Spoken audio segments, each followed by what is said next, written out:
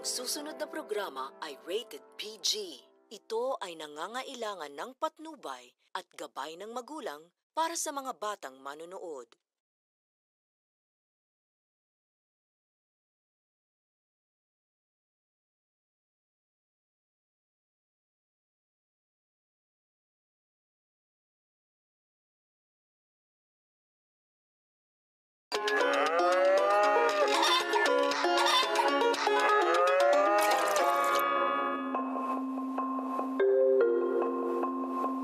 May mga nagsasabi na ang Pilipinas daw is a rich country pretending to be poor. Siguro hindi tama yun. We are actually a rich country that we are rich.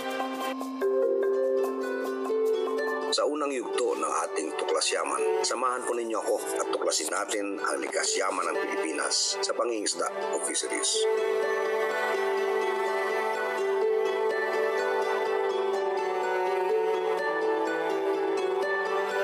Bagay-bagay lang po na gusto ko maintindihan ninyo.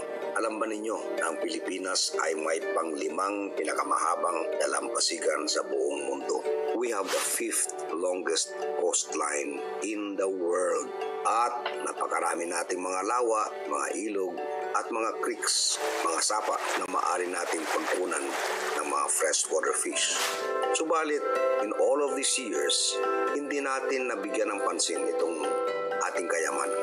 Halimbawa, hanggang ngayon, tayo po ay nag-aangkat ng isda, which is an irony sapagkat sa dami ng ating lawa, sa lawak ng ating karagatan, walang dahilan para hindi tayo mapagparami ng isda.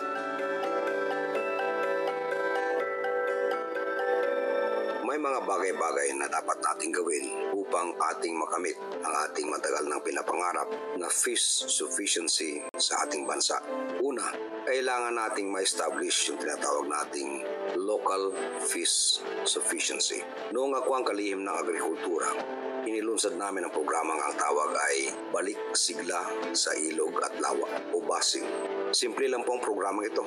Ang ating mga ilog, ang ating mga lawa, and even the small creeks were seeded with non-invasive fish species. Nilagyan ng mga fingerlings ng isda, ang Laguna Lay, at iba pang lawa sa bansa. Ganon din ang ating mga ilog. Subalit, ang programang ito ay hindi umangat sapagkat kulang ng suporta ang ating mga local government units in ensuring na yung ating mga ilog, mga lawa ay hindi magiging pangisdaan ng mga illegal fishermen yung gumagamit ng kuryente. Ito ang isang bagay na dapat nating bigyan ng pansin sapagkat maski gaano pa karami ang ating ilalagak na fingerlings sa mga lawa at ilog, hindi babalik ang sigla ng ating pangingisdaan kung patuloy na sinisira ng mga illegal fishermen ang ating programa. Dagdag pa na programa ay ang pagpapatupad ng tinatawag nating closed fishing season all over the country. 3 o 4 na buwan na hindi papayagang mangisda ang ating mangingisda sa ating karagatan upang makapangitlog ang mga maliliit na isda, yung mga pelagic species na siya namang hinahabol na malalaking mga isda. Ganyan po ang kalakaran sa karagatan. Kung nasaan yung maliliit na isda, naandun din yung malalaking isda. Kaya ito po ay naging matagumpay na programa ng ating gobyerno na sinimulan noong panahon ni Pangulong Noynoy Aquino at ipinagpatuloy ng administrasyon ni Pangulong Rodrigo Duterte. Ito po ay napatupad na sa buong bansa. Lahat po ng ating mga baybayin, lahat po ng ating mga fishing grounds ay meron pong designated na closed fishing season. Ito po ang isang matagumpay na programa na maaari nating masabing pinagmulan ng ating pag-angat ng kaunti sa ating fish production sa ating bansa.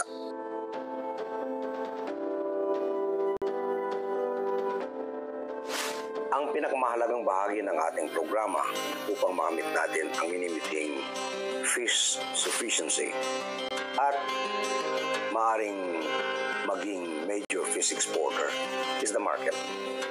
Without the market, assuring our fishermen with a fair price for the catch that they produce, hindi natin masabi sa ating mga mangingisda, produce more. Sapagkat ang kanilang maging katanungan ay, paano kita namin? Meron po akong nakausap na isang fish cage operator, si Jotham Lansar, ng Malalag Bay, Davao del Sur. Dami pag-uusap, sinabi niyang ang market ang isang pinakamalaking hadlang sa pagpaparami nila ng kanilang mga produksyon. Produce more fry.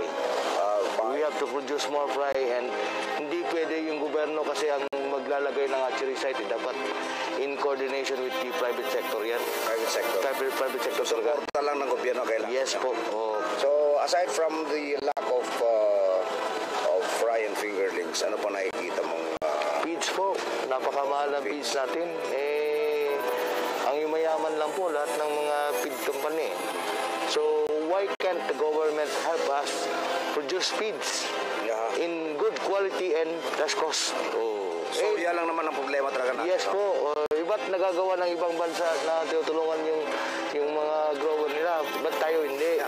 Kung mabibigyan natin ng pansin ang problema ito, we have the fingerlings, we have the support for aqua feeds, we have the support for fish cages, we have the support for our capture fishermen, at meron tayong ready market for our produce. Makakamit natin ang ating minimiting fish self-sufficiency at maaari tayo maging major exporter ng isda na bahagi ito ng ating mundo. Kailangan na natin tuklasin ang ating yaman ng ating pwedeng gawin upang mapaunlad ang ating bansa.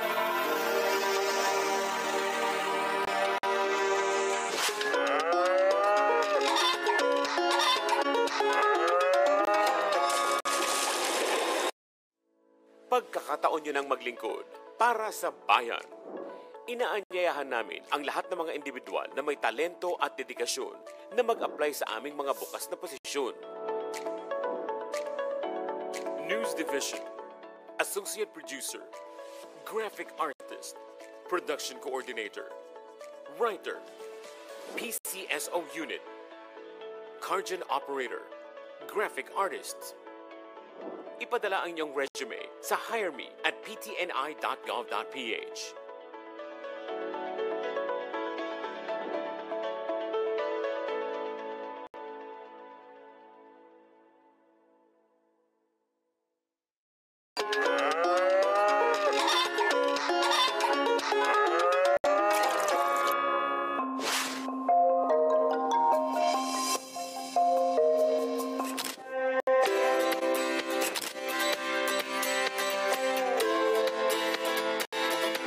Sa pagtuklas natin ng yaman ng Pilipinas, tuklasin din po natin ang galing ng mga Pilipino.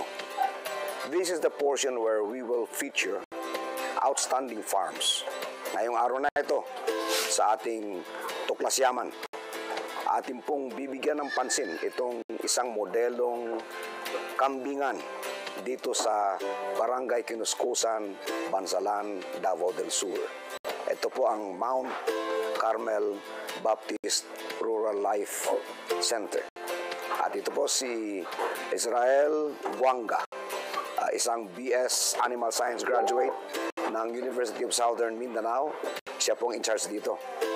El, paki-istorya, paki-kwento mo kung ano itong project ng Mount Carmel. Sa simula, sir, yung project natin way back started mga 1970s. Okay. Then, here times na dumating yung panahon due to maraming problema sa kambing natin, especially yung nagkakae. So, nag-restart tayo ng goat. So, through partnership with Mindanao Baptist Rural Life Center and Department of Agriculture. That was during my time as Secretary of Agriculture. Yes, sir. During your time. So, napagkalooban tayo ng bagong set ng imported goats. So, from 2017, no, nung dumating yung kambing until now, so more or less umaabot na more or less mga 1,000 heads. Wow. Mahigit na, no, dispersed and sold to different farmers throughout Philippines na rin. Dispersed by the Department of Agriculture. Yes, sir. Kasi meron tayong agreement, di ba? Yes po. Bibigyan kayo ng pondo, pero ang mangyayari, ibabalik niyo yung amount. No? Yung amount. Okay. So ito yung pinapaanak niyo ngayon. Ilan pa yung original out of the 100? Ilan pa yung original? Out of 100 is nasa ano pa yung mga around 60 to 70 heads pa yung original natin. Okay. So around mga 30 pa lang yung ano, medyo Alright. na. Saka yung iba pa doon, no? Yes po. Wow. Tingnan niyo mga kaibigan kung gaano kalalaki. Yung other. Yung other niyan. No? So ganyan kalalaki yung mga other niyan. Pagkain ang pinaka-importante bago kayo mag-umpisa ng project na kambingan. And that was the main consideration that actually played into the decision of the Department of Agriculture in 2017, panahon ko as Secretary. Yes, sir. Napiliin ang Mount Carmel as the multiplier farm for La Mancha and ang Lubian. So ngayon, El, ituro mo nga ano mga klaseng damutan nandito. So dito, sir, Yung malalapad na dahon na yan. makikita mo lahat ng klase ng pwedeng ipakain sagot. Yung malalapad, meron tayong Madre de Agua. Tapos meron tayong mga bilog na dahon, yun yung mga rinsuni natin. Dito naman yung mga bagong putol, may mga indigo fera, may Madre de Cacao, ipil-ipil. Saka yung isang malaking portion doon sa likuran is yun yung mga napier natin. Okay. Is this enough to feed your 350 goats in the farm? Sa 350 heads namin, enough siya. May konting sobra pero enough lang siya to rotate kaya hindi kami makapagparami ng ano Ng ng kambing? more than 350 heads. Okay. Kasi yung area Limitado? Yes, limitado Okay. siya. So how do you address that? Sinabi mo sa ano ang Mount Carmel na branch out into meat goat production. Yes, sir. Ano ang plano nyo, long-term na plano? So long-term plan is it's timely for us to engage na sa silage production. Sorghum. So basically sorghum. Ano ang average milk yield ng inyong mga kambing? So individually, sir, kaya nila mag-produce ng depende sa breed. When you say Anglo Nubian, let's say nasa 1.5 to 2 liters lang siya. When you say La Mancha, 2 to 3 liters siya per day. Once a day lang kami nagagatas niya. Once a day? Yes po. Magkano per liter ang gatas? Sa amin ngayon, sir, yung benta namin na processed milk na is around 100 pesos per liter fresh milk. Pag yung flavored na siya, around 110 pesos na. Wow, very good. Mga kaibigan, example ng galing ng Pinoy na tinuklas natin sa Tuklas Yaman. Ako po si Manny Pindot.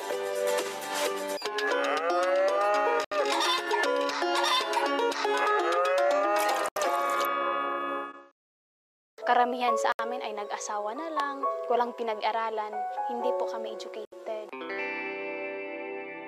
Bakit ipinanganak ako na IP ako na parang walang mga opportunity na para sa amin? Nagbabaon kami, kanin lang, ang ulam, bagoong, gano'n. Talagang wala nang kaya ang magulang ko.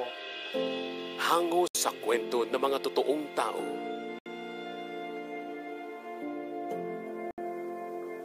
Tahanan ng mga award-winning documentaries.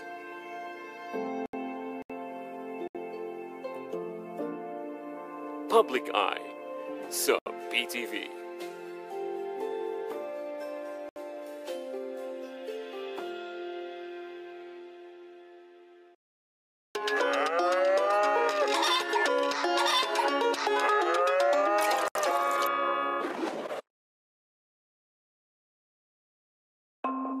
Sa bahagi ito ng Tuklas Yaman, tuklasin natin at gawin ang tamang pamamaraan sa pagpaparami ng manok sa ating bukirin.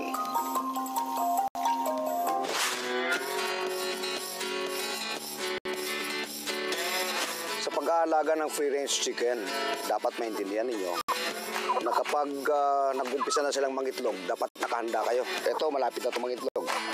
So, itong portion na ito ay ginawa nating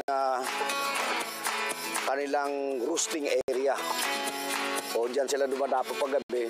Yung dati nilang kwarto, nung maliliit pa sila, i-convert na natin ngayon into laying area. Lalagyan natin ng mga basket para doon sila mangingitlog. Sapagkat malapit na ito, the moment na namula na ang palong nito, ay pwede na itong i-breeding. So, second tip natin sa free-range chicken breeding, dapat meron kayong malawak na area na ganito na kung saan ay pagkakawalan nyo mga inahin, kasama yung mga lalaki, and then allow them to freely roam around and mate, and then mangingitlog. Tandaan nyo, yung itlog ng inahin na walang lalaki, hindi mapipisa. Kailangan ma-fertilize siya. And you need a male chicken to be able to do that.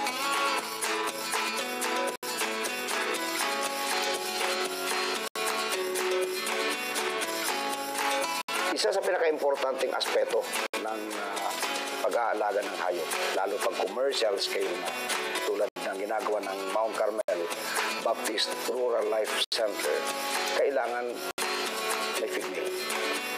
Especially like them, may babuyan sila, may baka po, may kambing, yes po. May mga manok? May manok konti. Manok. So they established a feed mill. Ito po yung kanilang feed mill. Using local materials. Local materials, except siguro soya Soybeans, imported. Imported. Okay. But soon, nagtatanim tayo ng soya. Soon. Yes, hindi na tayo mag-import ng soya. Okay. So, simple lang po ito. Anong capacity ng... So dito sir, meron kaming dalawang mixer. May 700 capacity na mixer, 700 kilos. Meron kaming 1 tonner na mixer. So lahat po mga vertical mixers po. So, effectively, sa 24-hour operation or 8-hour operation, ilang tons ang pwede nyo mag-produce? So, in a day, sir, kung ano lang po, kung tuloy-tuloy na operation, kaya na mag-produce ng mga around 5 to 8 tons a day. A day. That's good for your Yes, consumption. Yes po. At saka yung sobra binibenta nyo. Yes po. And ang gamit nyo, local Yung corn? gamit namin is local na corn. Tapos meron kaming copra meal. Okay. Tapos yung rice bran natin. So local lang din. Tapos yung isa lang yung imported is yung soybeans natin. Okay, very good. So mga kaibigan, ito yung importanteng component noong success story ng Mount Carmel Baptist Rural Life Center Goat Project. Congratulations, El. Thank you. Thank you po.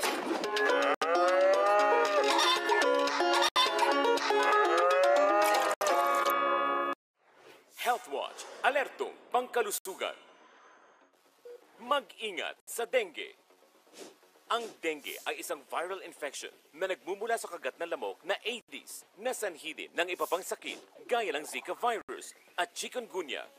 Ito ay nagdudulot ng mataas na lagnat, pamamantal, pananakit sa likod ng mata at ulo, kasukasuan at kalamnan na pwedeng magtuloy sa severe dengue na may kasamang pananakit ng tiyan at pagsusuka, pagdurugo at hirap sa paghinga.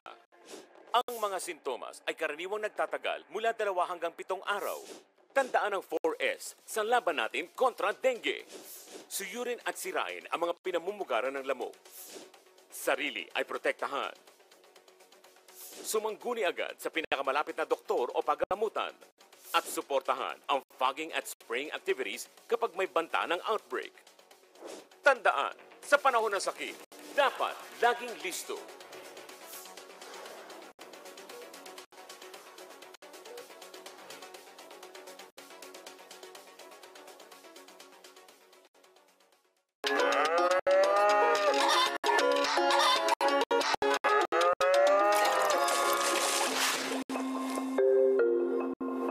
Sa bahaging ito ng Tuklas Yaman, samahan natin si Kabakang Arnel Corpus, outstanding OFW ng Pilipinas, sa kanyang pagpapaliwanag kung paano ang tamang pamamaraan sa pagpapataba ng baka, kambing o tupa.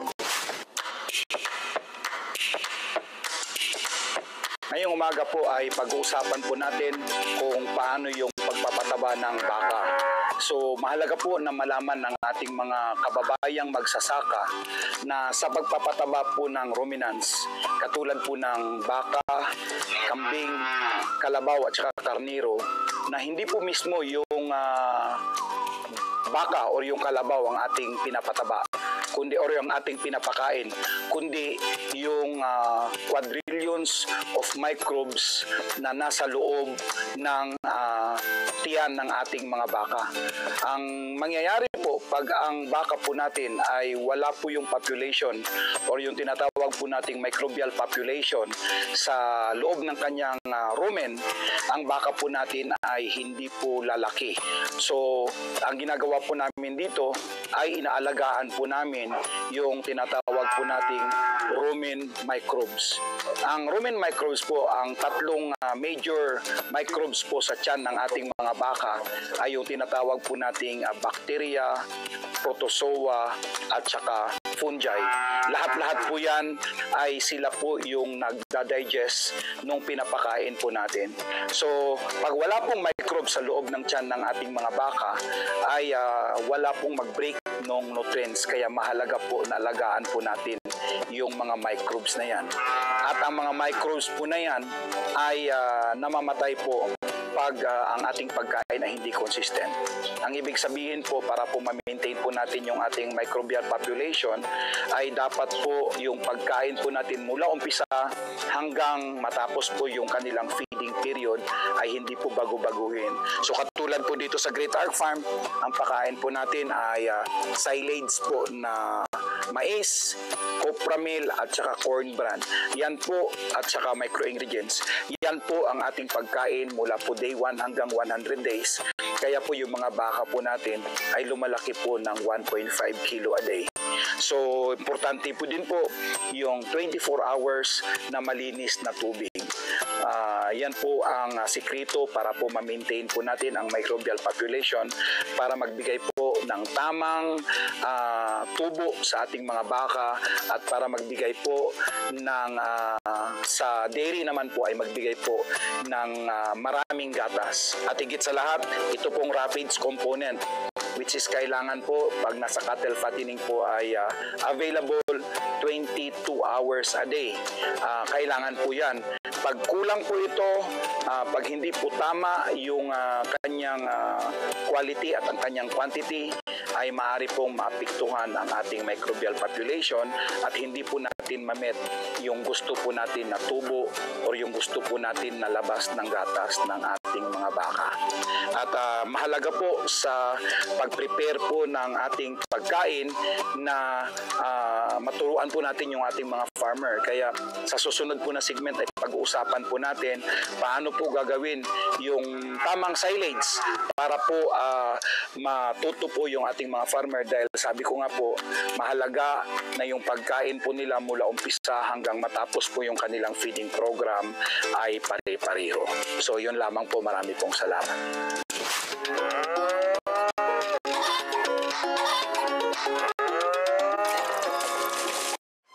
Sa isang malayang demokrasya, mahalaga ang pagiging bukas. Mahalaga ang partisipasyon ng bawat isa. Dahil karapatan ng lahat na makibahagi sa mga usapin at pagbuo ng mga batas para sa isang bagong Pilipinas. Congress TV. Tutukan ang mga sesyon ng Kongreso sa PTV at sa aming digital platforms. Kahit saan, kahit kailan, watch Democracy in Action. Congress TV.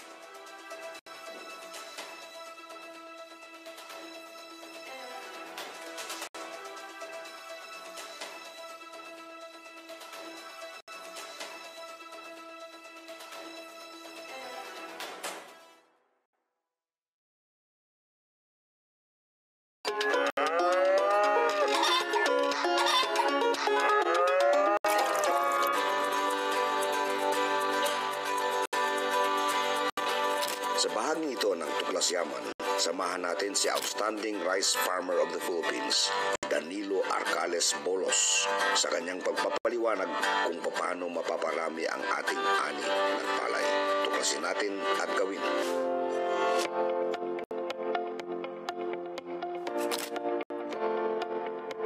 Sa paglaland prep, kailangan po sa unang araro pa lang nadilipol na po natin ang mga damo.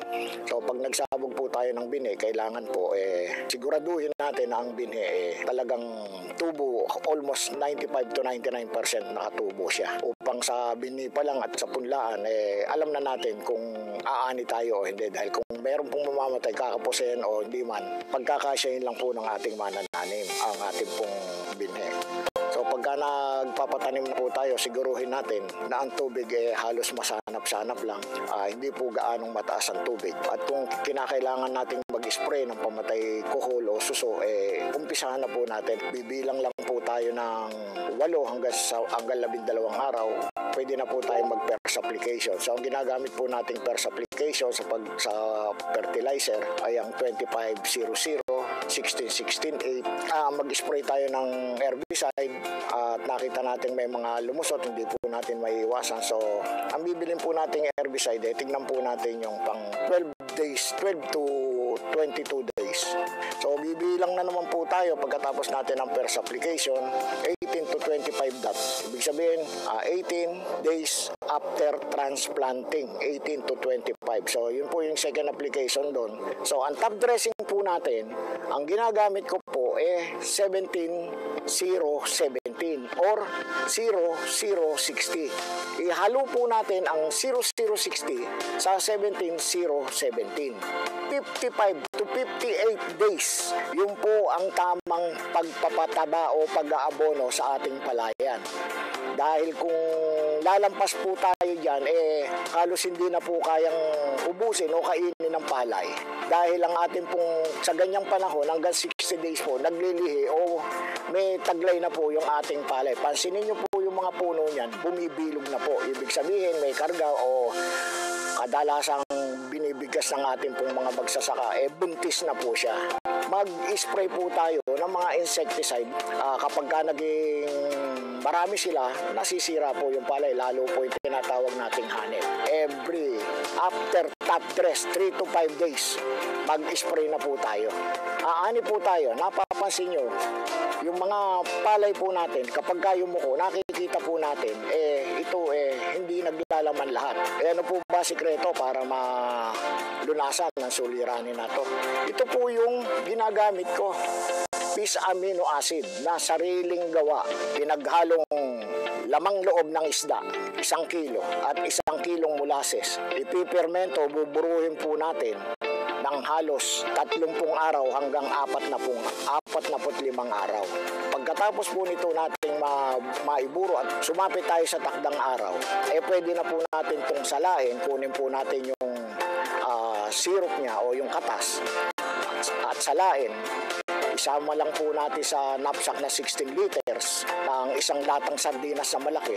Every 10 days, mula sa punlaan, mag-spray na po tayo nito. Sinisiguro ko po sa inyo, pagka gumamit kayo nito, yung inaani nyo, halimbawa na lang umaani kayo ng 100, yung sigurado ako na madadagdag, 30 kaban, 130. 30% po kagad ang maidadagdag sa anis. Ano po ito? Talagang proven. Dito po nagwawakas ang unang yugto ng ating Tuklas Yaman. Sana po ay may mga natutunan kayo. Sana po ay may nalaman kayo na kayamanan ng ating bansa na maaring makatulong sa atin sa ating pagunlad. Sa susunod na linggo, November 21, pag-uusapan po natin ang tinatawag nilang The White Gold of Mindanao. Ito po, puno ng rubber. Ang pangalan po nito, Hevea brasiliensis. Galing po ito sa Amazon jungle ng Brazil. Dinala sa London, ang unang buto, dinala sa Malaysia, and then pumasok sa Pilipinas 1905. Pag-uusapan natin kung paano makakatulong itong puno ng kahoy na ito sa pagunlad ng ating bansa towards agro-industrialization. Until next week, ako po si Manny Piguel.